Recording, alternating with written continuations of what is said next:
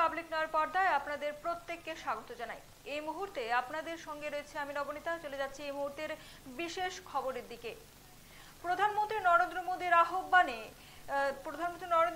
আহ্বানে দেশের বিভিন্ন জায়গায় কিন্তু হর ঘর তিরঙ্গা কর্মসূচি পালন করা হচ্ছে এবং এই কর্মসূচির মাধ্যমে কিন্তু বিভিন্ন জায়গায় দেশের বীরদের প্রতি শ্রদ্ধা জানাতে দিল্লির ভারত মণ্ডপম থেকে মেজর ধ্যানচাঁদ ন্যাশনাল স্টেডিয়াম পর্যন্ত এই হর ঘর তিরঙ্গা অভিযানের অন্তর্গত এক সুবিশাল বাইক র্যালির কিন্তু আয়োজন করা হয়, যেখানে উপস্থিত ছিলেন রাজ্যসভার সাংসদ রাজীব ভট্টাচার্য।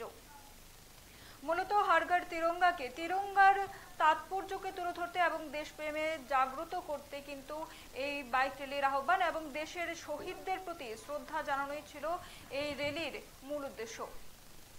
চলুন শুনি এই বিষয়ে সাংসদ রাজীব ভট্টাচার্যের বক্তব্য।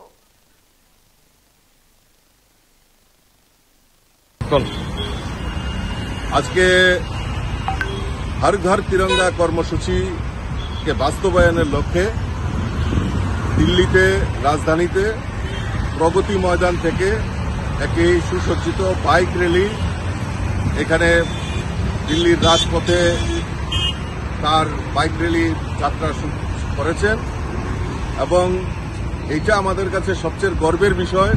আমাদের যে আন বান শান আমাদের এই তিরঙ্গার মানকে অক্ষুণ্ণ রাখার জন্য হর ঘর তিরঙ্গা উদযাপন করা হচ্ছে।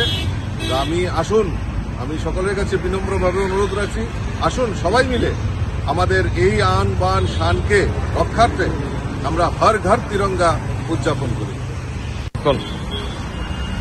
আজকে হর ঘর তিরঙ্গা কর্মসূচিকে বাস্তবায়নের লক্ষ্যে দিল্লিতে রাজধানীতে প্রগতি ময়দান থেকে একটি সুসজ্জিত বাইক র্যালি এখানে দিল্লির রাজপথে তার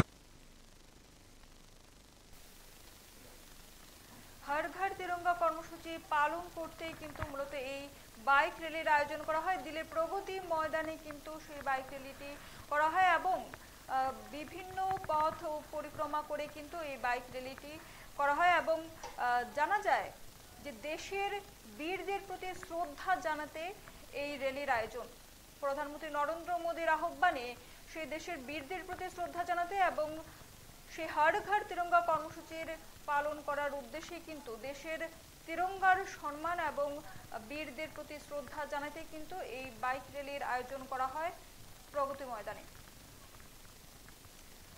নিয়ে নিচ্ছে একটি ছোট্ট বিরতি, ততক্ষণ পর্যন্ত সঙ্গে থাকুন।